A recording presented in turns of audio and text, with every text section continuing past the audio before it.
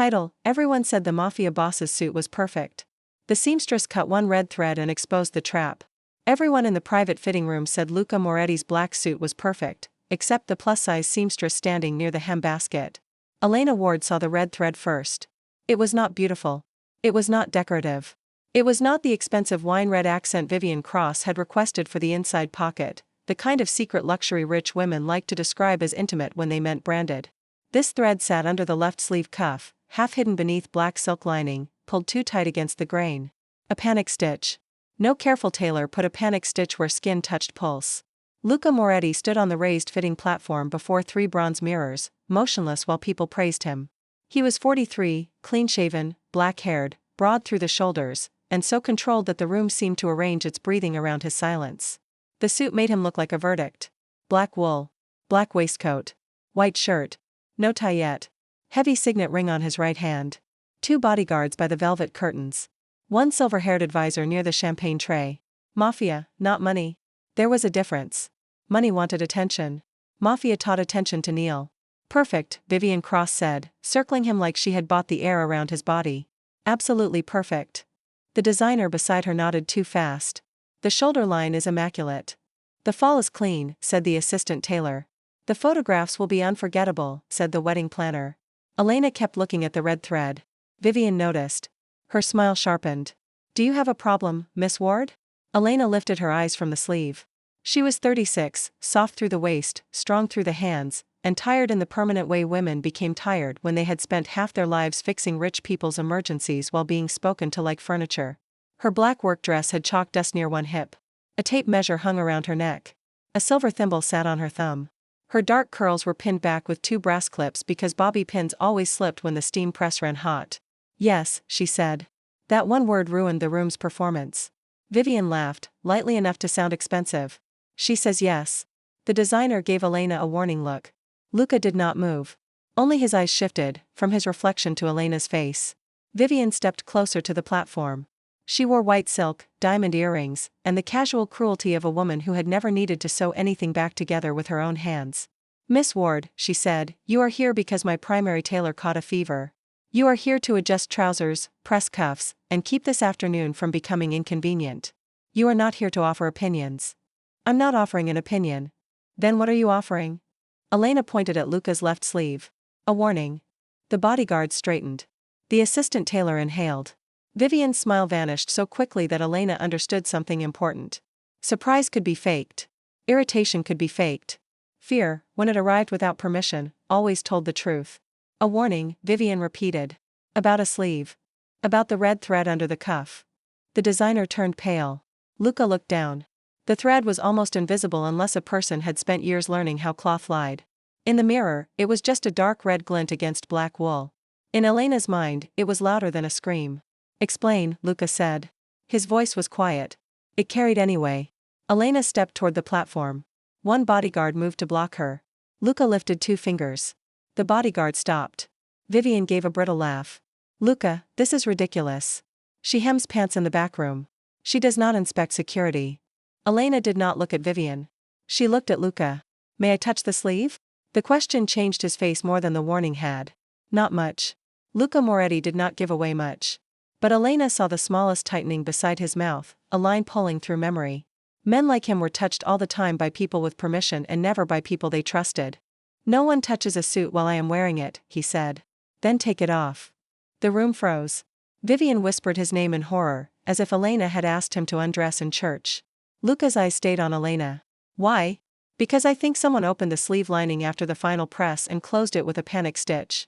If I'm wrong, I will apologize to everyone in this room and pay for the repair. The designer choked. The repair? That suit is worth more than your apartment. Elena turned to him. Then you should be more upset that someone ruined it. For one bright second, the room belonged to her. Not because she was louder. She was not. Because she was the only person in it who had stopped admiring power long enough to notice danger. Luca took off the jacket. Vivian's fingers curled. Elena saw that too. He handed the jacket to her himself, not to the designer, not to the assistant tailor, not to the bodyguard. The black wool was warm from his shoulders. Elena accepted it with both hands, because good cloth deserved respect even when dangerous men wore it. She laid it across the long fitting table. Scissors, she said. The assistant tailor did not move. Elena took her own silver scissors from the leather sheath at her waist. "Miss Ward," Vivian said, each word sugared with warning, "think very carefully before you cut into Mr. Moretti's wedding suit." Elena slid one finger under the cuff lining. "I am." She cut one red thread. The sound was tiny. The effect was not. The cuff loosened. A section of silk lining opened like a mouth. Something thin and black slipped from the hidden pocket inside and struck the polished table with a soft plastic click. No one breathed. Elena picked it up between thumb and forefinger. A tracking disc. Flat. Matte. Smaller than a coin. Sewn where Luca's pulse would warm it and where a scanner at the gala entrance would miss it because no one scanned the inside of a custom cuff. Luca stared at it. His bodyguards moved fast this time, one toward Elena, one toward the designer, both reaching for the wrong conclusions. "Stop," Luca said. They stopped. Elena set the disc on the table beside the cut red thread. "That," she said, "is not part of the suit." The silence changed shape. It was no longer the silence of wealthy people embarrassed by a working woman. It was the silence of predators realizing another predator had entered the room first. Luca looked at Vivian.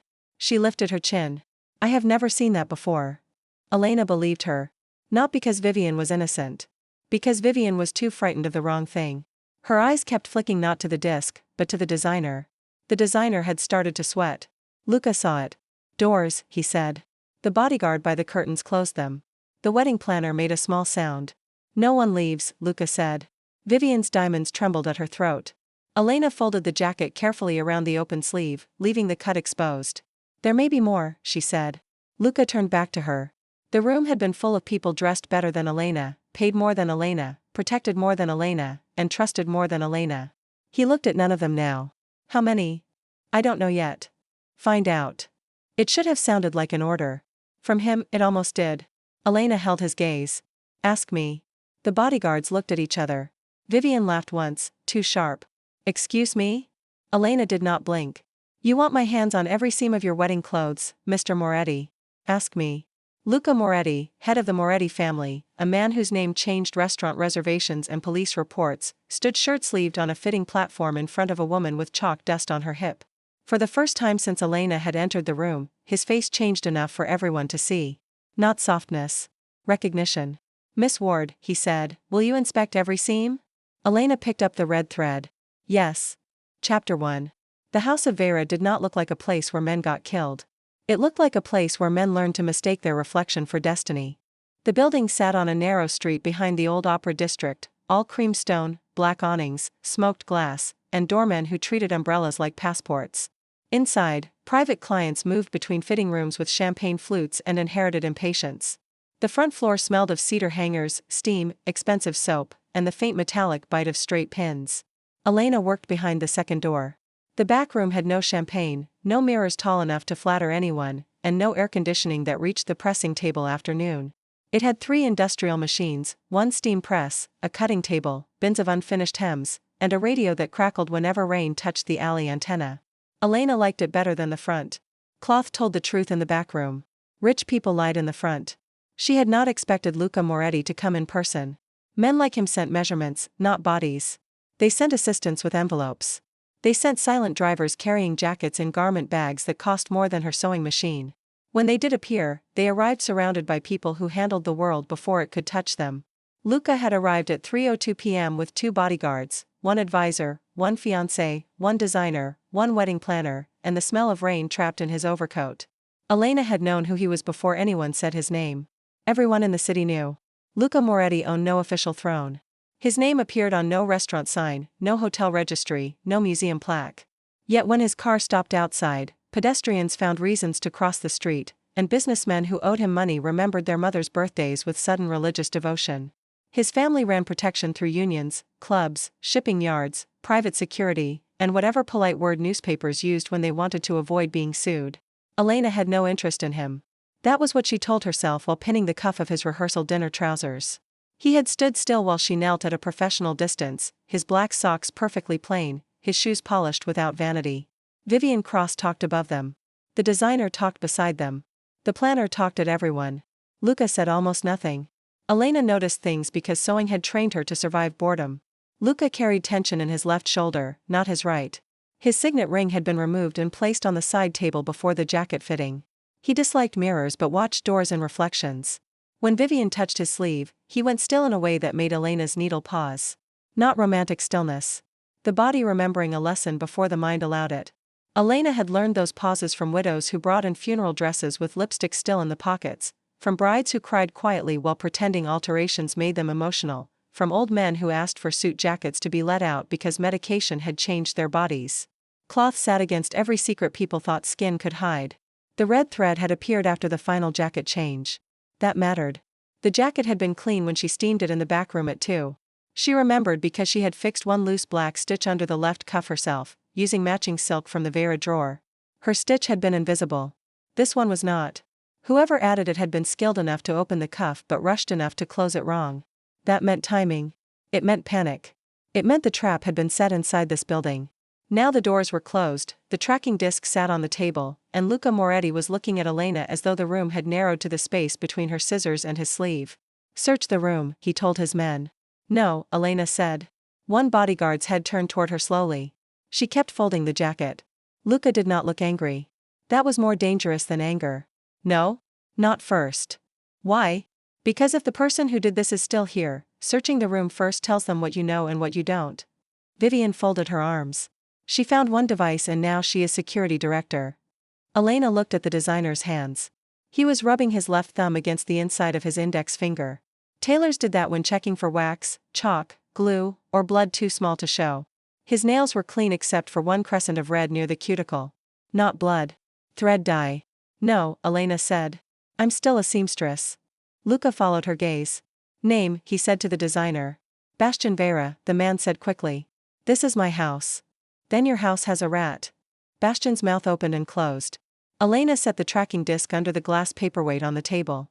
Don't touch it with bare hands again. Luca looked at her fingers. You touched it. I touched the edge. I also know my hands were clean because I washed chalk off them before fitting the trousers. Vivian's eyes narrowed. How reassuring. Elena ignored her. If you want to know whether there are more devices, bring me the full wedding set. Jacket, trousers, waistcoat, shirt, overcoat, gloves, pocket square, shoes, and anything prepared for tonight's rehearsal dinner. Tonight's route was not public, Silvio March said from near the champagne tray. He was the silver-haired advisor, and Elena disliked him before he finished the sentence. Not because he was rude. He was not. Rude men were simple. Polite men who studied working women like Staines were worse. Clothing does not need the route, Elena said. It needs the body. The room went quiet again. Luca's gaze sharpened. Explain. If the device reads his pulse heat, it confirms he is wearing it. If someone wants to track movement inside a crowded venue without relying on cameras, the suit becomes the signal. They don't need to know the whole route. They just need to know when he enters range. The bodyguard closest to Luca said a word under his breath that Elena pretended not to hear. Vivian's face had gone almost colorless. That is absurd, she said. You cannot possibly know that from a thread. I don't know it from a thread. Elena lifted the left cuff with 2 fingers and showed the open seam. I know it from the placement. A tailor hiding something for shape puts weight near a structured seam. A smuggler hiding something for transport puts it where no one pats. Someone tracking a body puts it near warmth and movement. Luca took one step down from the platform. He was taller on the floor than he had seemed in the mirrors. Who taught you that? Elena heard the trap in the question, but not the threat. He was not asking whether she had been trained by police. He was asking what world had touched her before this room. My father repaired stage costumes for magicians, smugglers, and opera singers who lied about their waistlines, she said. My mother cleaned coats for men who carried secrets in linings because they thought women at sewing tables had no eyes. Something almost amused moved through Luca's face. And you? I learned not to admire expensive cloth until I checked what it was hiding. For one moment, no one spoke. Then Luca turned to his men. Bring everything. Chapter 2. They brought the wedding clothes in silence. Silence suited a mafia fitting room better than praise. 2 garment bags came from the cedar room. 1 black leather shoebox. 1 velvet tray with cufflinks, studs, gloves, and a folded pocket square. 1 white shirt wrapped in tissue paper. 1 long black overcoat in a protective sleeve. Elena made them place everything on the cutting table in a line and step back. Bastian Vera watched like a man witnessing his own reputation bleed through silk. Vivian sat on a cream settee with her ankles crossed and her phone face down beside her. She looked composed unless a person knew where fear lived. Fear lived in wrists. Hers were rigid. Luca stood near the window in his shirt and waistcoat, the unfinished look making him no less dangerous. If anything, without the jacket, the room could see how much strength the suit usually civilized. Elena worked. She did not rush. Rushing ruined evidence. She began with the shirt. Fine cotton. Hand-finished placket. Mother-of-pearl buttons. No weight in the collar. No altered side seams. She passed it to a bodyguard. Clean. Then the waistcoat. Black silk back. Wool front. Inside pocket on the right. No false lining. 2 stitches were placed near the lower button, but that was normal adjustment after final fitting. Clean. The trousers. Hem correct. Waistband opened once, by her own hand, to take in 1/4 inch because Luca had lost weight since the first measurement. She remembered the chalk mark. Nothing else. Clean. The gloves. She paused. Luca noticed. What? Elena turned the left glove inside out halfway. Not a device. Then? New lining. The other glove is original. Vivian sighed. This is becoming theatrical. Elena held up both gloves. One has been relined with lambskin. One with silk. Same color. Different friction. He would feel it when he held anything. Silvio March stepped forward. Is that dangerous? Not by itself. Then why mention it? Elena looked at him. Because by itself is how careless men miss patterns. The bodyguard near the door coughed once into his fist. Luca's mouth did not move, but Elena sensed he wanted it to. She examined the glove seams. No device. No powder. No hidden needle. Still, the wrong lining mattered. It meant a second item had been altered, perhaps by mistake, perhaps to test access. She placed it in a separate pile. Questionable. Next came the pocket square. White silk, folded into a sharp presidential square. Too sharp. Elena unfolded it and saw a faint line of adhesive along one edge. This was stiffened after pressing. Bastian swallowed. Pocket squares are often stiffened. Not with conductive glue. Luca's head turned. Elena took a pin, lifted the seam, and separated 2 layers of silk. A thin filament came out between them, transparent and flexible. Vivian stood. What is that? A passive antenna, Elena said. She had once repaired costumes for a stage illusionist who hid wires in scarves. Different purpose. Same arrogance. Bastian whispered, impossible. Apparently not. The second bodyguard reached for his phone. Luca said, no calls. The man stopped. Silvio looked at Luca. We should contact our technical team. After Miss Ward finishes. Vivian looked at him sharply. Luca, surely you are not going to let a seamstress control the room. Elena folded the pocket square. I don't want the room. Luca's voice was cold. What do you want? She looked at the pile of ruined luxury, the bodyguards with their hands near their coats, the advisor measuring loyalties, the fiancé watching her as if a worker's competence was an insult. The table cleared, she said. Better light. No champagne near evidence. And everyone who touched these clothes today writes their name and time on paper before memory becomes convenient. For the first time, Luca Moretti smiled. It was not warm. It was worse for everyone else. Give her what she wants. The room moved. Not because Elena had shouted. Because Luca had decided her hands were the only reliable authority in the room. That was the first taste of danger she allowed herself to feel. Not from the tracking disc. From being seen. Women like Elena survived by doing excellent work for people who forgot their names. Excellence was safer when it remained invisible. Visibility came with hunger attached. Men wanted to own what saved them. Women wanted to punish what exposed them. Employers wanted to exploit what made them look foolish. Luca watched her with a stillness that did not feel like ownership yet. But it could. Elena kept working. She opened the overcoat last. The garment was magnificent. Heavy black wool cashmere, deep lapels, hidden button line, hand-padded chest, lining the color of dark wine. It had the kind of weight that made a man look inevitable. Elena would have admired it under different circumstances. Instead, she checked the collar. Clean. Shoulder pads. Clean. Inner breast pocket. Clean. Back vent. She stopped. This time Luca did not ask what. He had learned the shape of her silence. Elena bent closer. The thread at the vent was black, but too new. The stitch length was wrong by 0.5 millimeter. People laughed at 0.5 millimeters until 0.5 millimeters killed them. She opened the vent. Inside the lining sat a folded paper no larger than 2 fingers. Not a device. A seating map. The rehearsal dinner ballroom. Table positions. Luca's chair marked with a small X. His mother's seat circled. Vivian's seat untouched. Silvio March went very still. Elena saw it. So did Luca. Where did that come from? Luca asked. Bastian began shaking his head. I don't know. I swear on my house, I don't know. Luca did not look at him. He looked at Silvio. The advisor lowered his eyes to the map as though it had personally disappointed him. Many people had access to the seating plan, Silvio said. Including you. Of course. Including Vivian. Vivian's voice was ice. I planned the dinner because you asked me to. Elena noticed the wording. Not because I love you. Because you asked me to. Luca turned to her. Miss Ward. Elena did not want this. Not the family politics. Not the attention. Not the way his voice made everyone treat her opinion like law when 10 minutes ago she had been a woman with chalk on her dress. But the map lay open on the overcoat, and the red thread lay beside the tracking disc, and the pocket square filament curved like a clear worm under the lamp. This is not one trap, she said. It is a system. For what? To confirm your location, direct attention to your body, and place your mother near whatever they intended to happen. Luca's face emptied. That was how Elena knew she had reached the wound beneath the suit. My mother, he said. Vivian touched his arm. He did not look at her hand. Luca, we don't know that. Elena looked at the seating map again. We know someone cared enough to circle her seat. Chapter 3. Luca Moretti had not worn a custom black suit to a family dinner since his father died. Elena learned that from the way the room changed when she mentioned his mother. Some histories entered a space before anyone explained them. The advisor looked down. The bodyguards became too still. Vivian's hand retreated from Luca's sleeve as if she had touched a wire.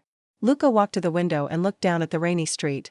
His shirt sleeves were rolled now, not neatly, not casually, but as if he had forgotten clothes could perform for him. Elena gathered the altered pieces into separate groups, confirmed devices, questionable alterations, clean garments. Work helped her think. Work also kept her from looking too long at the line of his shoulders. That line was none of her business. The dinner is cancelled, Silvio said. Luca did not turn. No. Vivian's head snapped up. No. If we cancel, whoever did this knows we found it. Luca, if there is danger to your mother, you cannot use dinner as bait. Elena looked at Vivian. That was the first intelligent thing the woman had said all afternoon. Luca turned then. I do not use my mother. Then what do you plan to do? His eyes moved to Elena. She almost stepped back. Not because she was afraid of him. Because every powerful person in the room had started looking where he looked, and attention could be a blade. Can you rebuild the suit? He asked. Bastian made a strangled sound. Rebuild? Elena looked at the open sleeve, the overcoat vent, the pocket square, the wrong glove lining. For the body? Yes. For the trap? Also yes. Luca's gaze sharpened. Meaning? If you wear a clean suit, they may know. If you wear the altered suit, you carry their signal. But if I remove the device and rebuild the weight, the garment looks and hangs the same. Whoever is watching for your outline sees what they expect. And the signal? Your technical team can duplicate it somewhere safer. Silvio stared at her. Elena kept her face calm. You do have a technical team, yes? The bodyguard by the door coughed again. This time Luca looked directly amused. We do. Then ask them whether the disc can be copied. Ask, he repeated. Elena met his eyes. It is a useful word. For one dangerous second, the room thinned around them. Luca's mouth softened, not into a smile, but into an understanding he did not seem used to allowing. Elena felt that recognition in places she did not want a mafia boss touching, even invisibly. Vivian saw it. Her face closed. You are enjoying this, she said. Elena turned toward her. No. You expect us to believe that? A backroom seamstress suddenly becomes the most important woman in Luca's day, and you do not enjoy it. The old insult lay under the new one. A woman like you should be grateful for attention. Elena had heard versions of that sentence since she was 14 and too big for sample sizes, too direct for rich clients, too good at repair work to be treated like she had no skill, and too ordinary to be forgiven for competence. She picked up the tracking disc. I enjoy being right when being wrong would get someone hurt. Vivian's mouth tightened. Luca said nothing. That was better than defending her too quickly. Elena did not need a man to prove she had dignity by announcing it before she used it. How long? Luca asked. To rebuild the sleeve and remove the signal cleanly? 2 hours. You have one. Then you can wear it wrinkled. The bodyguards both looked at the floor. Luca walked toward the table. Elena stood her ground. He stopped one step away, close enough for her to see the gray at his temple and the faint scar under his jaw, close enough to smell rain and cedar and the darker scent of a man who lived among polished threats. Miss Ward, he said, my mother may be in danger. Then give me 2 hours. People will arrive in 90 minutes. Then delay them. You make that sound simple. You make tailoring sound simple. Silence. Then Luca turned his head toward the door. Delay them. Silvio's eyes flickered. For what reason? Because I said so. Luca.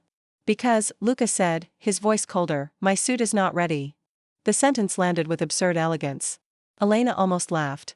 She did not. Only because she respected cloth too much to laugh over it.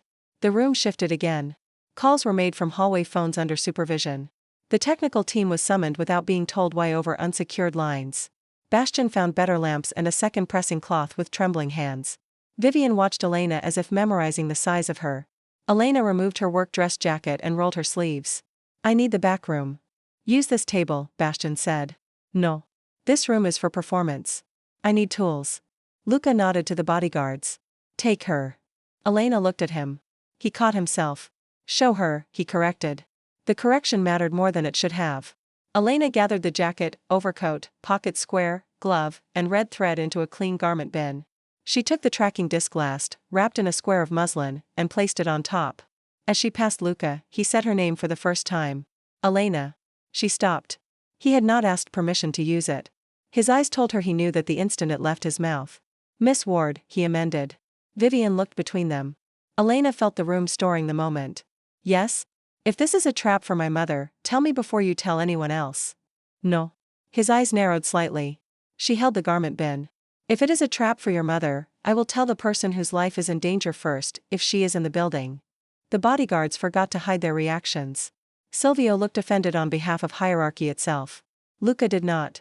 He looked at Elena for a long moment. My mother will like you, he said. That is not why I said it. I know. Then he stepped aside and let her pass. Chapter 4. The back room of the House of Vera had been Elena's kingdom for 8 months, which meant it belonged to her in every way except pay, title, and permission. She knew which machine skipped when the foot pedal overheated. She knew the steam press took 6 minutes to settle after hissing. She knew Bastian had imported thread in the locked cabinet but kept cheap emergency lining in the lower drawer, hoping no client would ever notice. She knew the south wall held a mirror behind stacked muslin because the last alterations girl had cried too often and asked for it to be covered. She uncovered it now. Why do you need a mirror? Asked the younger bodyguard, the one assigned to stand at the backroom door. Because suits hang on bodies, not tables. Mr. Moretti said you need tools. Mr. Moretti is not a tailor. The bodyguard blinked. Elena pointed to a stool. Sit if you're going to hover. Standing there makes the room smaller. He did not sit. But he did move. Good enough. Elena laid the garments out under white task light. Without the velvet and champagne around them, the clothes looked less like luxury and more like a crime scene wearing good wool. She began with the sleeve. The tracking disc had been installed through a narrow opening under the cuff, likely in under 3 minutes. The person had used a curved needle and red wax thread, which meant they either knew the lining was dark enough to hide it or wanted someone like Elena to notice if given enough time. That bothered her. Some traps were meant to work.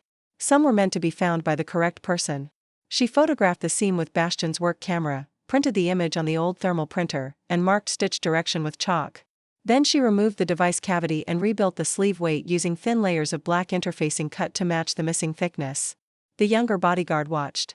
You always talk to clothes? Elena glanced up. I haven't said anything. You make faces. Clothes are rude. He seemed to consider this. You married? Is that a security question? No. Then no. Boyfriend? Elena threaded a needle. Do mafia bodyguards usually investigate seamstresses' dating history during assassination attempts? His ears turned red. No, ma'am. Ma'am. That was new. Elena hid a smile and returned to the sleeve. Halfway through rebuilding the cuff, Luca entered. The bodyguard straightened. Elena did not. Out, Luca said. Elena looked up immediately. No. The bodyguard looked terrified. Luca's eyes remained on Elena. No. I don't work alone in a back room with powerful men who are half-dressed and angry. He looked down at himself as if remembering his missing jacket. I am not angry with you. Powerful is enough. The bodyguard stopped breathing. Luca looked at the stool. Then he stays. Thank you. He stepped inside and closed the door halfway, not fully. Another correction. Elena noticed. She hated that she noticed. My technical team copied the disk signal, he said. They can place the duplicate in a service vehicle leaving through the east alley. Good. They said your theory was right. Which part? Pulse heat activation. Elena clipped a thread. Your technical team has low standards if they sound surprised. The bodyguard made a small choking noise. Luca looked at him. The man became stone. Elena kept sewing. You are not afraid of me, Luca said. I am. That answer unsettled him. Good. You hide it well. No. You are used to people hiding fear by obeying. I hide it by doing my job. He leaned against the cutting table, careful not to touch the garments. Why stay in a room with me at all, then? Because your mother's seat was circled. The answer went into him like a pin. He looked toward the covered mirror. My father died after a fitting. Elena's hand slowed. There it was. The wound under the suit. I wondered. Did you? You don't let people touch clothes while you wear them. That is not vanity. It is memory. For a moment, the steam press hissed into the silence. The bodyguard looked at the door as if praying for rescue. Luca's voice lowered. He wore a white dinner jacket. I was 17. Everyone said he looked perfect. Elena did not look up. Sometimes eye contact made confession feel like performance. What happened? A driver missed a route change. A waiter put him in the wrong chair. A man at the next table stood to toast him, and the jacket lining caught the transmitter signal. The windows went first. Elena's fingers stilled completely. Not because she had never heard violence described. Because he had described the clothes before the death. Everyone remembered trauma by its doorway. I am sorry, she said. People say that when they want the subject closed. I say it when I am sorry. He turned his head toward her. Elena resumed stitching. This is why you do not let anyone touch a suit while you wear it, she said. Yes. And still you handed me the jacket. Yes. Why? Luca was quiet long enough that she thought he would not answer. Because you asked permission before touching the sleeve.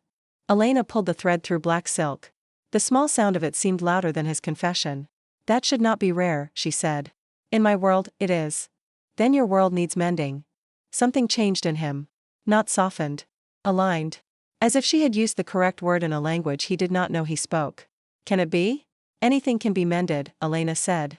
Not everything should be worn again. Luca looked at the jacket. And this? This can. You are sure? She held up the sleeve. The cuff looked untouched. Black wool, black silk, perfect fall. Only Elena knew the red thread had been replaced inside with a line of gray basting she could remove later. I am good at my work. I noticed. There was no flirtation in his voice. That made it harder to ignore. Elena set the jacket aside. Don't make that sound like a gift. What? Noticing. He studied her. Isn't it? No. It is what people owe each other before they start deciding who matters. The bodyguard looked at the ceiling like he wanted to be anywhere else. Luca accepted the rebuke. That was the second dangerous thing. Men who argued were easy. Men who listened could get past armor before a woman knew which seam had opened.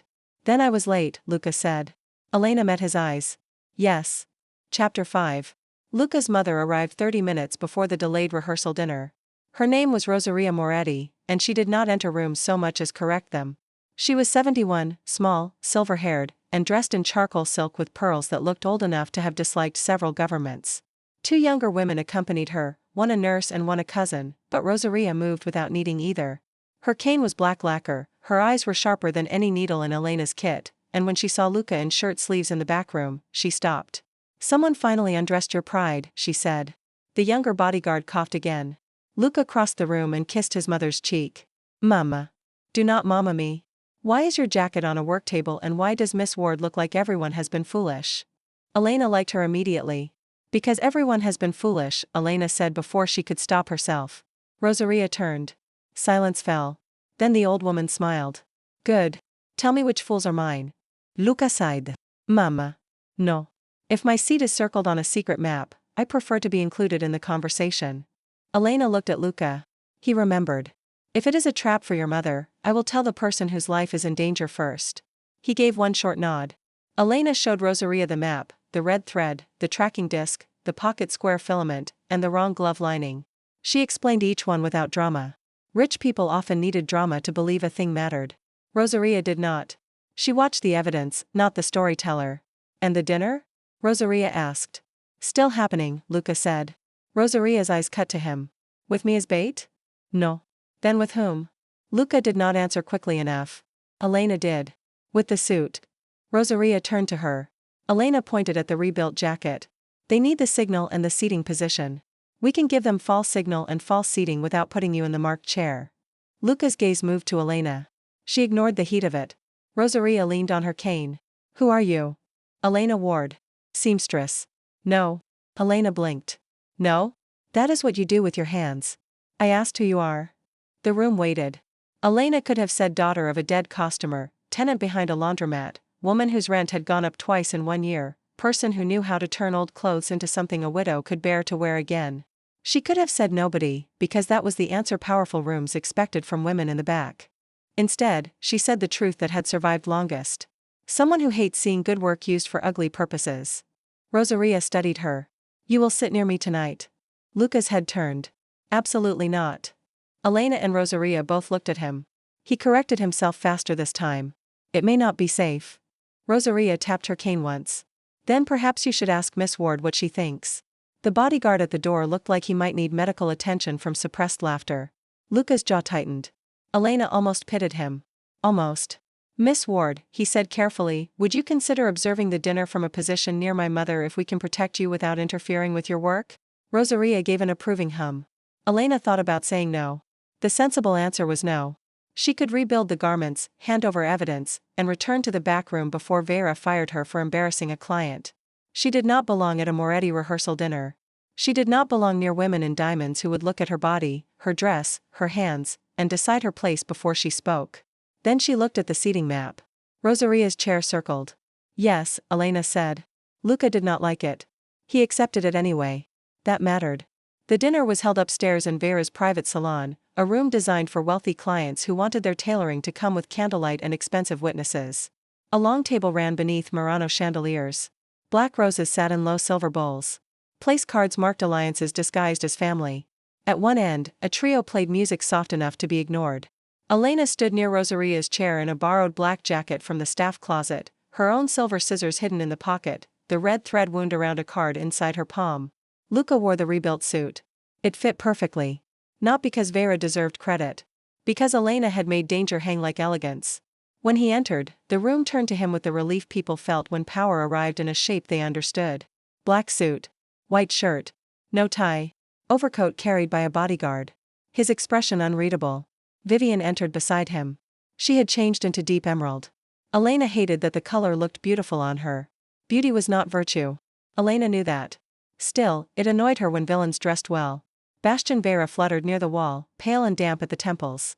Silvio March stood by the fireplace with a glass of water he did not drink. Guests murmured. No one mentioned the delay. Rosaria sat in a different chair. Not the circled one. A footman noticed first. He carried a tray of folded napkins and paused for less than a second. Too long. Elena saw it. So did Luca. The false signal disc, copied by Luca's technical team, was leaving through the east alley inside a service van. The original trap expected Luca's body at the dinner and Rosaria in the marked chair. The suit looked right, but the signal was wrong. Now everyone involved had to choose between trusting the plan or reacting. People revealed themselves when plans failed quietly. The footman placed a napkin beside Rosaria, then looked toward the fireplace. Silvio looked away. Elena's hand closed around the red thread card. Not Silvio again. Maybe. Luca took his seat. Not at the head. At the center. Another change. Vivian noticed. Darling, your seat is there. Tonight I prefer this one. You prefer? Yes. Her smile held, but the edges cracked. The dinner began as if nothing was wrong. That was the strangest part of wealthy danger. Soup still arrived. Wine still poured. People still discussed charities, opera renovations, and a shipping merger that everyone pretended was not about control of 3 docks.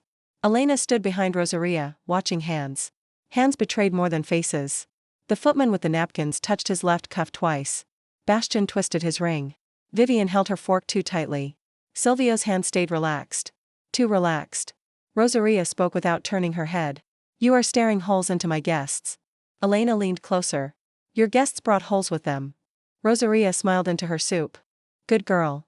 Elena was too old to enjoy being called girl. From Rosaria, it felt like a medal and a threat. The first course ended. Nothing happened. The second course arrived. Still nothing. Elena began to worry that she had missed the true mechanism. Then the trio changed songs. Not loudly. Not dramatically. Just a shift from old Italian strings to a waltz with too much rhythm for dinner. 3 waiters moved at once.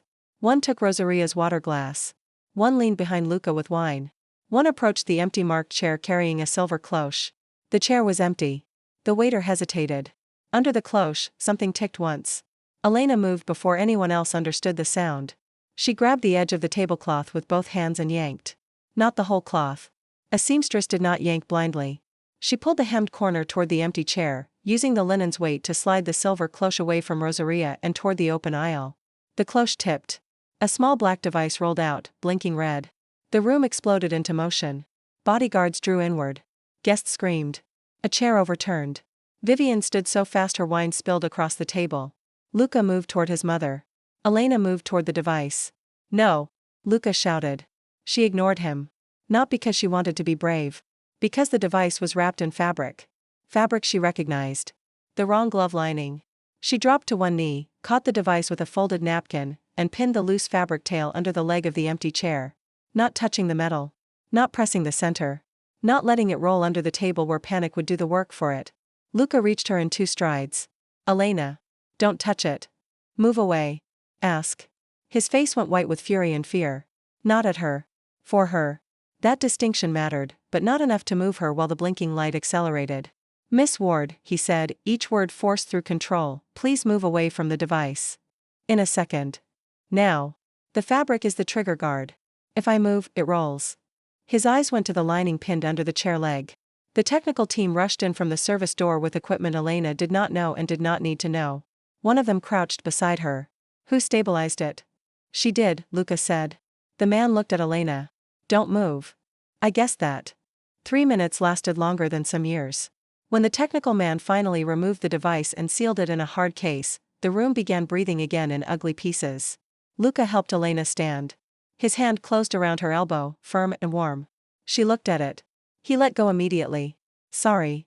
The apology landed in the room like another device. People stared. Luca Moretti apologizing to a seamstress because his hand had held too long. Rosaria watched from her chair with an expression Elena could not read. Vivian could read it. That was why she looked terrified. Chapter 6. The traitor was not the footman. He broke first, which made everyone think he mattered more than he did. Luca's men took him into a side room, and he confessed within 12 minutes to accepting money from a Vera assistant to change service timing. He had not known about the device under the cloche. He had not known about the suit. He had not known why Rosaria's chair mattered. Small men know small pieces, Elena said. She stood in the private salon after the guests had been removed, rubbing a linen burn on her palm where the tablecloth had snapped against skin. Luca saw the mark. Of course he did. He reached toward her hand, then stopped. May I see? Elena should not have liked that. She let him look. He did not take her hand. He bent slightly, close enough to see the red line across her palm. You are hurt. Linen burn. It will live. It will be treated. She raised an eyebrow. He exhaled through his nose. Would you allow someone to treat it? Yes. His mouth almost smiled. Progress, apparently, could be measured in grammar.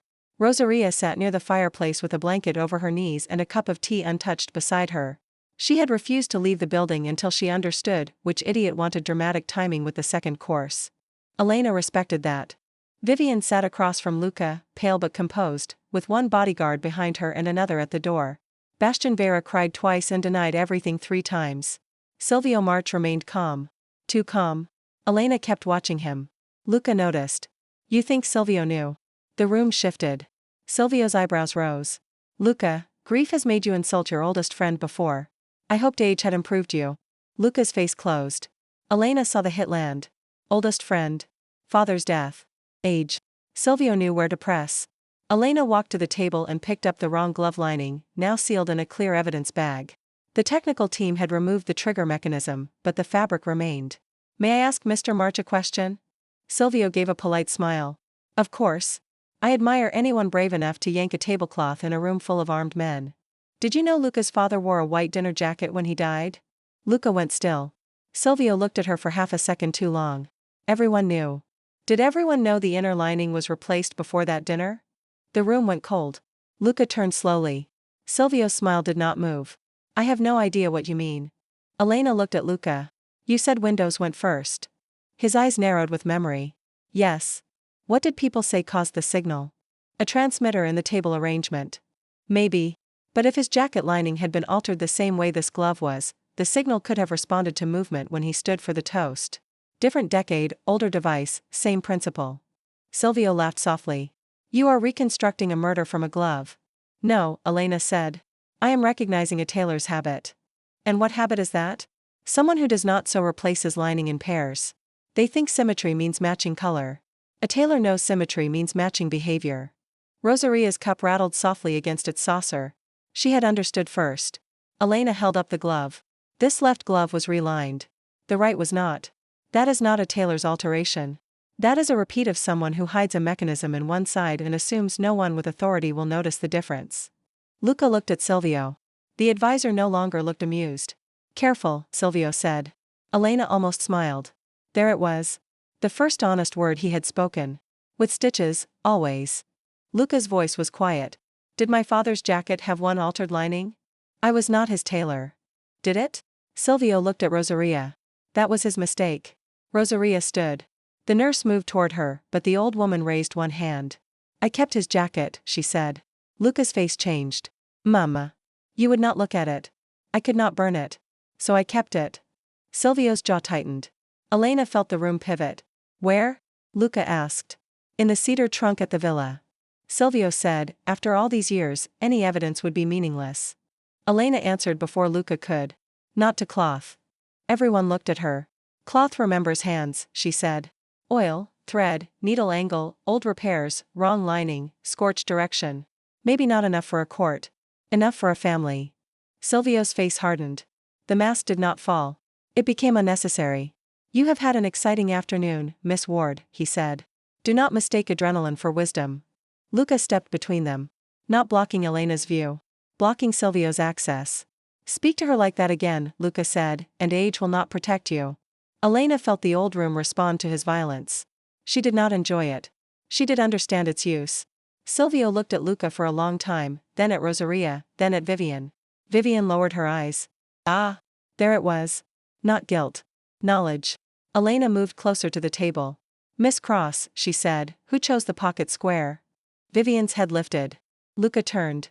What? Elena kept her voice even. The pocket square was the antenna. It had to be folded into the outer pocket after dressing. The tailor would not place it if someone else arranged the final look. Vivian's hands folded in her lap. Bastian did. Bastian made a wounded noise. No. No, you insisted on dressing the final pocket yourself. You said it was romantic.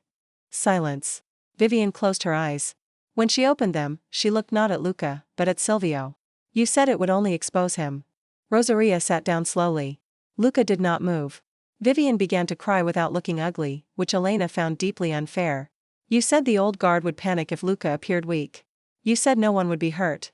The device under the cloche was not part of what I agreed to. Silvio's expression did not change. Emotional women misremember. Elena's anger arrived clean. No, she said. Cowardly men call women emotional when they start telling the truth. Rosaria made a sound that might have been approval. Luca looked at Elena. This time the recognition in his face was not dangerous. It was devastating. Because it asked nothing. It simply saw. Chapter 7. They went to the villa at midnight. Elena did not plan to go. She said so 3 times. The first time, Luca said, you found the pattern. That does not make me part of your family history. The second time, Rosaria said, my husband's jacket has been waiting 19 years for someone with honest eyes. That is manipulative. Yes. The third time, Bastian Vera said, if you leave now, my house will be ruined before morning. Elena looked at him. Your house altered clothes for a murder attempt. I did not know. Then your house was already ruined. You are just noticing. In the end, she went because of the jacket. Not Luca. That was what she told herself in the black SUV while rain slid down tinted windows and a bodyguard sat in front, pretending not to listen. Luca sat beside her, leaving more space than necessary. His overcoat lay between them like a border negotiated by 2 countries with a history of war. He had changed into a plain black suit from his emergency wardrobe. It did not fit as well as Elena's repaired one. She tried not to be offended. You are frowning at my sleeve, he said. It pulls at the elbow. There was an assassination attempt tonight. And your sleeve still pulls. He looked out the window. She saw the reflection of his almost smile in the glass. The city thinned into old houses behind gates, wet trees, private roads with cameras hidden in stone pillars.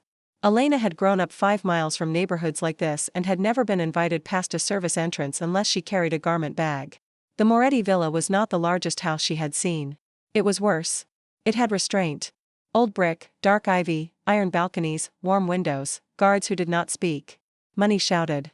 Old power lowered its voice and expected people to lean in. Rosaria met them in the library.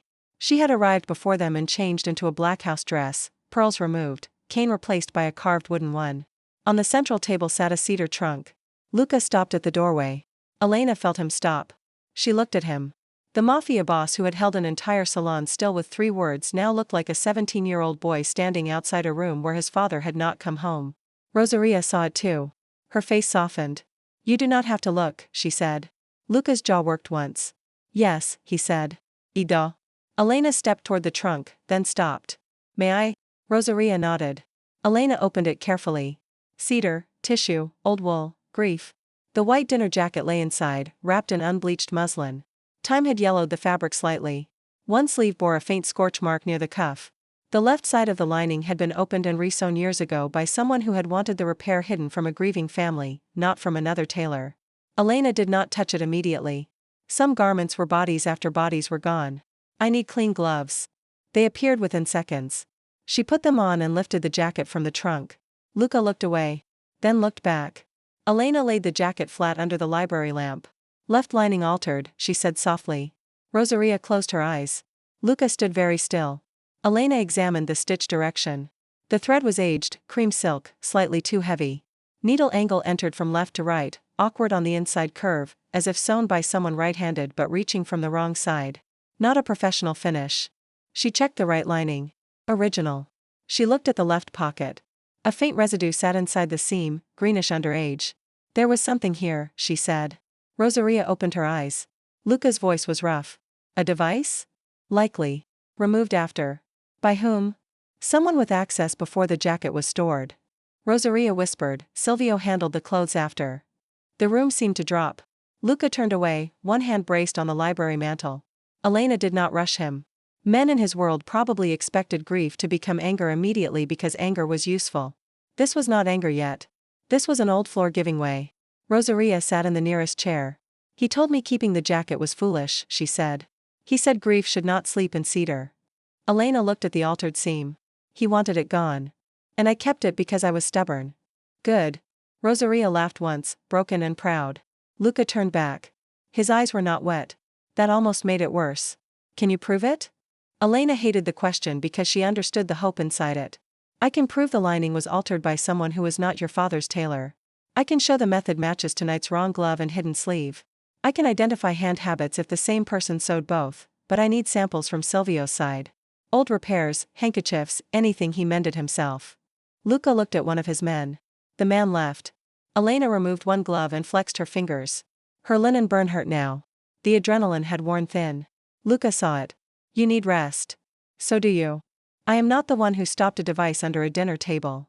"No. You are the one who just found out your father's friend may have helped murder him." The sentence was too direct. Elena knew it as soon as she said it. But Luca did not flinch from it. He looked at her with that terrible, steady attention. "People usually soften the blade before handing it to me. Does that help?" "No." "Then I won't." Rosaria rose with effort and walked to Elena. The old woman took her uninjured hand. "Thank you," she said. Elena's throat tightened. "I have not finished." "No. But you began where all of us were too afraid to look." Luca looked at their hands. Something in him changed again. Not possession. Not desire, though Elena was honest enough to know desire had entered the room hours ago and sat quietly in a corner, waiting. This was respect. The real kind. The kind that did not make a woman smaller so a man could feel generous. Chapter 8. Silvio March kept a sewing kit. That surprised everyone except Elena. The old advisor lived alone in a townhouse near St. Clement's Square, where Luca's men found no weapons in the front rooms, no obvious ledgers, no dramatic confession letters, and one small leather case and a bedside drawer containing needles, cream silk thread, black wax thread, red wax thread, and 3 buttons from old Moretti uniforms. "Sentimental," one bodyguard said when he brought it to the villa. Elena opened the case. Practical. The red thread matched. Not perfectly. Thread aged differently depending on light and air, but the wax composition, twist, and thickness were close enough to make her hands go cold. The cream silk matched the old dinner jacket repair. Luca stood across the library table while she compared strands under a magnifying lens. He had not sat for an hour. Rosaria had fallen asleep in the armchair, one hand still touching the cedar trunk. "You should wake her," Elena said. "Why?" "Because this is her answer too." Luca looked at his mother. "I have spent 19 years trying to keep answers from hurting her." "How did that go?" He gave her a tired look. "You do not make comfort easy. Comfort that depends on ignorance is upholstery." His mouth almost curved. "What is real comfort, then?" Elena looked through the magnifier at the red thread. A chair that holds even after someone tells the truth. He was silent. She glanced up. He was looking at her in a way no one had ever looked at her in a workroom. Not like a tool. Not like a miracle. Not like a body someone had finally decided to desire despite its size, its softness, its ordinary hunger. Like a woman whose sentences mattered. Elena looked back down before the thread blurred. This is enough for family judgment, she said. Maybe more, if your people can connect the devices. My people can. Then Silvio? Will answer. She did not ask what that meant. She knew enough. Luca did not offer details. She appreciated that too. By dawn, Silvio had been brought to the villa. Not dragged. Not visibly harmed. He entered the library in the same gray suit, still dignified, still poisonous. Vivian was brought separately, pale and shaking, but alive. Bastian waited in another room with his lawyer. The house had become a quiet machine of consequence. Elena stood beside the table because the evidence was cloth, and cloth was hers. Silvio looked at Luca first. You dishonor your father's memory by staging theater with seamstresses. Rosaria, now awake, said, careful. This seamstress listens better than you lie. Silvio's face tightened. Luca placed the old white dinner jacket on the table. For the first time, Silvio lost color. Elena saw it. Luca saw it. Rosaria saw it. Sometimes proof was not a document. Sometimes proof was the face a man made when a dead garment came back from cedar. Luca opened the leather sewing kit and laid the red thread beside the dinner jacket repair and the evening sleeve thread. Tell me, he said. Silvio said nothing. Did you sell my father's location?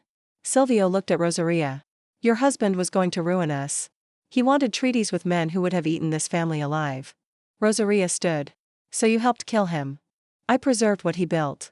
Luca moved so fast Elena almost did not see him cross the space. He stopped inches from Silvio. Not touching. That restraint filled the room more violently than a blow. You taught me grief was discipline, Luca said. You taught me trust was weakness. You taught me my father's death was caused by kindness. Silvio lifted his chin. I made you strong. Luca's voice dropped. No. You made me unfinished. Elena felt the sentence in her ribs. Silvio looked past him to Elena. And now a tailor's daughter finishes you? Luca's expression did not change. Elena stepped forward before anyone else could answer for her. No. Silvio's eyes met hers. No. I exposed your bad stitching. He has to finish himself. Rosaria made a soft sound that might have been prayer. Luca did not look away from Silvio, but Elena saw the sentence land in him. This was the line she needed to hold if the story was going to remain hers too. She could save his life. She could reveal his family wound. She could stand beside his mother. She would not become the woman responsible for repairing every broken room inside him. Luca understood. That was why, when Silvio was led away, Luca did not turn to Elena like a rescued man seeking absolution. He turned to his mother first. He knelt in front of Rosaria's chair, not in weakness, not in surrender, but because grief had made him 17 again and he was finally old enough to sit at his mother's feet. I am sorry, he said. Rosaria touched his hair. For what, my son? For letting him teach me to become colder than your house needed. Rosaria's face folded. Elena looked away. Some stitches were private. Chapter 9. By noon, the city knew something had happened at the house of Vera. It did not know what. That was Luca's work. The official statement mentioned a security irregularity, postponed wedding events, and Mr. Moretti's gratitude to the staff for professionalism. No names. No drama. No violence for hungry mouths. The unofficial city knew more. It knew Vivian Cross's engagement ring had been returned under guard. It knew Silvio March had disappeared from every board, foundation, and club registry before lunch. It knew Bastian Vera's house had closed for internal review. It knew Luca Moretti's mother had been seen leaving the villa alive, upright, and furious. It did not know Elena Ward had gone home at 9:30 a.m. on the bus with a bandage on her palm and red thread in her pocket. That suited Elena. For 4 hours. Then Luca Moretti knocked on the door above the laundromat where she rented a 2-room apartment with a kitchen window that faced a brick wall. Elena opened the door halfway. He stood in the hall wearing a black coat that fit badly at the elbow. She hated herself for noticing first. Behind him, one bodyguard waited at the stairs, turned respectfully away. No, Elena said. Luca blinked. You do not know why I am here. You are here with money, protection, an apology, or some combination of the three. He looked at the paper bag in his hand. Also soup. That surprised her. She did not let it show. Why? My mother made it. Your mother made soup for me? She said you looked like a woman who forgets food when angry. Elena opened the door wider despite herself. Your mother is intrusive. Yes. I like her. So does she. He did not step inside. That made her look at him again. "You can come in," she said. "Are you sure?" Her chest tightened in an inconvenient way. "Yes." He entered like a man learning the size of ordinary rooms. He did not comment on the peeling paint, the sewing machine near the window, the basket of client clothes, the kettle, the stack of library books, or the dress form wearing a half-finished navy jacket made from remnant wool. He noticed all of it. He simply did not turn noticing into judgment. Elena took the soup and put it on the counter. "Thank your mother." She wrote a note. Elena found it inside the bag. "Miss Ward. If my son behaves like a fool, eat first and correct him after. Rosaria." Elena laughed.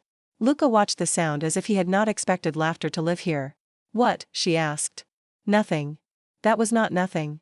I thought about how close I came to never hearing that sound." The room changed. Elena looked down at the note.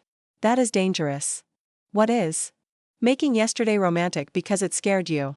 He accepted the correction. "You are right. I know." He almost smiled. Then he placed an envelope on her small table. Elena's body went cold. "No. It is not payment." "Then what is it?" "A list of every client whose clothing passed through Vera in the last 6 months. My people are checking security threats. I want you to review it for alteration patterns." She stared at him. "You are offering me work." "Yes." "Not charity." "No." "At a rate I name?" "Yes." "With written terms?" "Already drafted." "You may reject them." "I may rewrite them." "Better." Elena sat slowly. He remained standing. "You could have sent this through a lawyer." "I could have." "Why bring it yourself?" Luca looked at the poorly fitted sleeve of his coat. "Because I also owe you an apology." She folded her hands. For every time yesterday I wanted to turn concern into control." Elena did not speak. "For calling you Elena before earning the right. For telling men to take you instead of show you. For touching your elbow before asking. For assuming protection meant removing your choice." The apology was too specific to dismiss. Elena hated that too. Vague apologies were easier. They asked forgiveness without memory. Specific apologies built rooms a woman could enter without checking the exits every second. "Thank you," she said. He nodded. "Also, my coat pulls at the elbow." Elena stared at him. Then she laughed again. "It does? Can it be fixed?" "Almost anything can be fixed." "Should it be worn again?" He remembered. Elena stood and walked to him. "Take it off." He did. This time, the gesture was not charged by a room full of danger. It was still charged, but differently. Quietly. The hallway light touched his hair. Her apartment smelled like soup and steam and wool dust. The city traffic moved below them. The bodyguard pretended not to exist beyond the door. Elena took the coat from Luca's hands and laid it over the dress form. "This is terrible work. Emergency wardrobe. Fire whoever fits your emergency wardrobe." "Done." "I was not being literal." "I was." She looked at him. His face was serious enough to make her laugh again. "Do not fire people because I insult sleeves." "Then advise me." "Gladly. Stop buying clothes from men who are afraid to tell you your shoulders are uneven." He looked down at himself. "They are? Everyone's are. Bodies are not architecture." The sentence sat between them. Luca's voice softened. "No. They are not." Elena pinned the sleeve while he stood near her kitchen table. She felt his attention on her hands, but it did not crawl. It waited. "You are good at waiting when you are trying," she said. "Only when the person is worth trying for." "Careful." "With stitches?" "With lines." He understood. "I am attracted to you," he said. Elena stuck a pin into the coat sleeve with unnecessary precision. That was not careful. It was honest. Honesty can still be badly timed. "Then I will time the rest better." She looked up. "The rest?" He held her gaze, not pressing, not smiling like he had won something. "If you allow there to be a rest." Elena's pulse became aware of itself. She stepped back from the coat. "For now, there is soup and a contract I will rewrite." "For now" is a complete answer. She hated him a little for learning so quickly. Not enough to stop smiling. Chapter 10. Elena did rewrite the contract. She added hourly rates that made Luca's lawyer blink. She added non-disclosure terms that protected her, not just him. She added authority to stop work if any Moretti employee interfered with evidence handling. She added a clause requiring Rosaria Moretti to be informed directly about any threat involving her own body, property, or seat at any table. Luca signed without changing a word. Rosaria sent more soup. The work lasted 3 weeks. Elena inspected garments from Vera clients, old Moretti storage, Silvio March's townhouse, Vivian's wedding wardrobe, and 2 crates of uniforms from a private security company that had provided staff the night Luca's father died. She found patterns in thread no database would have found because databases did not understand arrogance.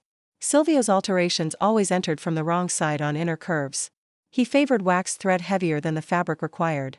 He hid devices where a powerful man would never imagine a servant had authority to check. He had built a career on invisible women. Invisible women ended him. The evidence did reach formal channels, though Elena was not told all details.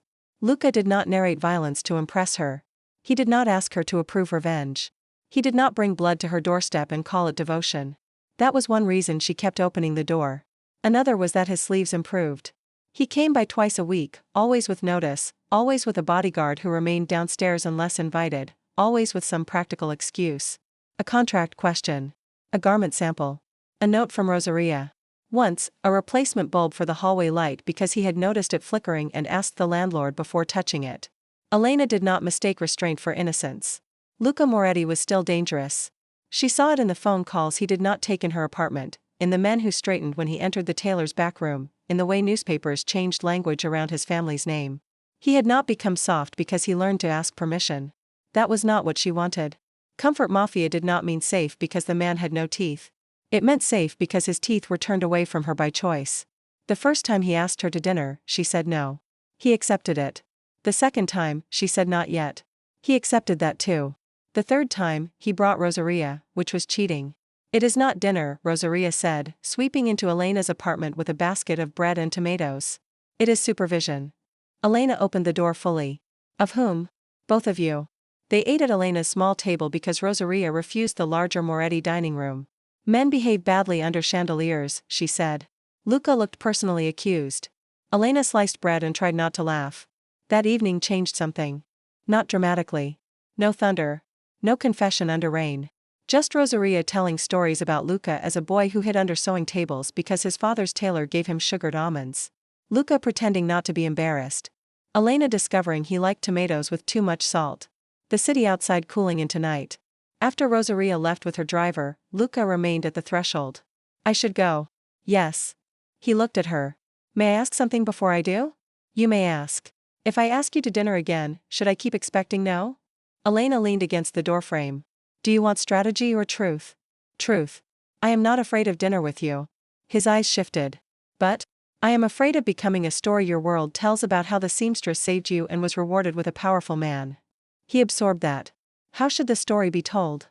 The seamstress saved him because she was good at her work.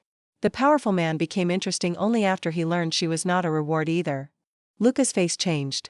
Slow, real, struck. I can live inside that version. You can try. Will you have dinner with me while I try? Elena looked at his sleeve. Perfect now. Then at his face. Still dangerous. Still controlled. Still learning. Yes. He did not step closer. He only breathed once, as if someone had loosened a stitch beneath his ribs. Thank you. Do not make me regret it. I would rather mend my emergency wardrobe forever. That can be arranged. He smiled fully then. Elena felt the smile before she allowed herself to enjoy it. Chapter 11. The new suit was not black. That was Elena's idea. You hide in black, she told Luca 1 month after the Vera incident, standing in the workroom of her new studio while morning light touched bolts of wool along the wall. He looked offended. I am known for black. Yes. People with wounds often become known for the bandage.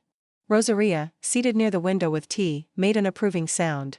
Luca looked at his mother. You enjoy this too much. I have waited decades for someone to insult your tailoring with authority. Elena had opened Ward's Stitch House with 3 machines, 2 assistants, 1 security contract she had rewritten 4 times, and enough Moretti family work to make the bank manager remember her name without condescension. She did not put Luca's money into the lease. She accepted his business, his referrals, and the security audit he offered after she negotiated payment terms. There was a difference. Her sign above the door was simple. Ward Stitch House. Alterations. Restoration. Evidence repair by appointment. The last line had been Rosaria's idea. Elena pretended to hate it. She did not. Today Luca stood on her fitting platform in dark charcoal instead of black, the cloth softer, the cut less armored. His bodyguards waited outside because Elena's studio had rules. Clients only. No looming near the machines. No touching fabric without clean hands. No calling seamstresses girls unless they were under 18 and personally approved it. Luca followed every rule. That was part of why the room trusted him. Trust was not a grand emotion in Elena's world. It was a pattern of repeated repairs that held under stress. Charcoal is still dark, he said. Progress is not a costume change. You would know. She circled him with chalk. He stood still for her now without becoming stone. That difference mattered. The front bell rang. Elena's assistant opened the door. A courier entered carrying a flat cream envelope sealed with black wax. Luca's body changed. Elena saw it in the mirror. For Miss Ward, the courier said. Luca stepped down from the platform. Elena lifted one hand. He stopped. Good. She took the envelope herself. The courier left. Rosaria set down her tea. Elena opened the envelope with her own letter opener. Inside was one red thread, taped to a blank card. No words. The room went silent. Luca's face emptied into the Mafia Boss again. Elena looked at the thread under the light. Different. Not waxed. Cotton. Cheap. Dyed unevenly. Cut with dull scissors. It wanted to be the old thread but did not understand the material. She began to smile. Luca stared at her. Why are you smiling? Because this is insulting. Elena. Someone tried to frighten a seamstress with craft store thread. Rosaria laughed so hard she had to press a hand to her pearls. Luca did not laugh. Not yet. Elena touched the thread with tweezers and placed it in a sample envelope. This is not Silvio. Silvio is gone. His friends are not. Luca stepped closer. You will close the studio today. Elena looked at him. He stopped himself. Rosaria cleared her throat. Luca closed his eyes briefly. Would you consider closing the studio today while my team checks the courier route? Elena looked at the assistants, at the half-finished garments, at the clients scheduled for afternoon, at the red thread trying to become a ghost. No. Luca's jaw tightened. Elena. This is the point. The point is safety. The point is someone thinks they can make me stop working by mailing me a symbol they don't understand. I understand that. No. You understand threat. I understand work. If I close every time some man wants to turn my hands into fear, he owns my hours. The room held. This was the old argument in a new suit. Protection versus control. Luca looked at the red thread. Then at her assistants. Then at his mother. Then at Elena. What do you need? The question opened the pressure valve. A guard outside, not inside. Courier records. No client cancellations unless they choose it. And a better lock on the rear door by tonight. Done. Ask my landlord before touching the building. Done.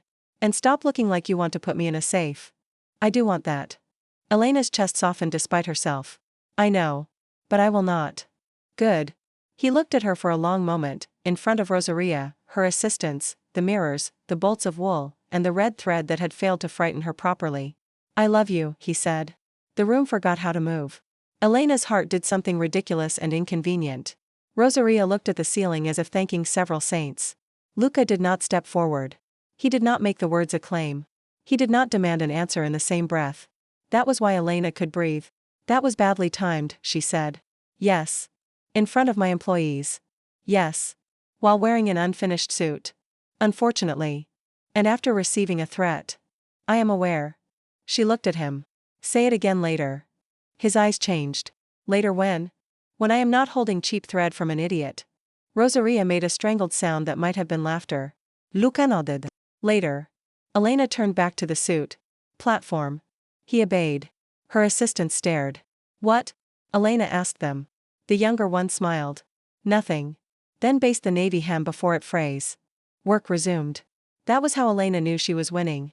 Chapter 12. The second red thread led to a man named Carlo Venn.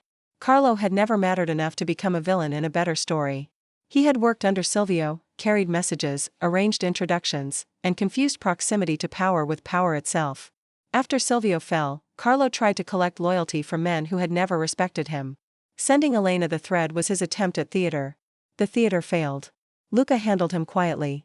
Elena did not ask for details. She did ask for confirmation that no one had been hurt in her name. Luca answered clearly. No one was hurt in your name. Carlo was arrested on financial charges and 3 outstanding warrants my people found faster than the police had cared to. You did not disappear him? No. Because I asked? Because you were right before you asked. That answer mattered more than obedience. It meant he was changing when she was not in the room. The new charcoal suit was finished 2 weeks later. Elena invited Luca for the final fitting at noon, not after hours, because she was done hiding important work in shadows. The studio bustled around them. A bride argued about lace. A retired schoolteacher picked up a restored coat. One assistant steamed trousers while humming off-key. Rosaria sat near the window again, pretending she had not made Ward's stitch house her second office. Luca stepped onto the platform. The charcoal suit fit him like a man who had stopped mistaking armor for shape. Elena circled him with her chalk and found almost nothing to correct. Almost. She tugged the left cuff. Hold still. I am.